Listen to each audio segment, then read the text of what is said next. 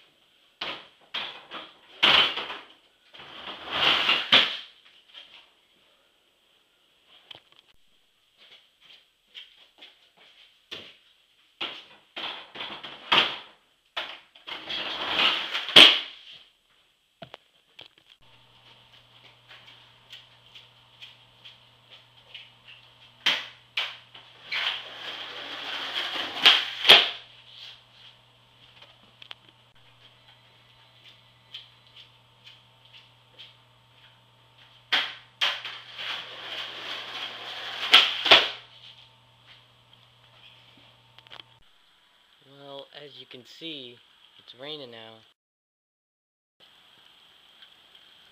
So this is the whole point of the whole video, skateboarding in my kitchen. So see you next time.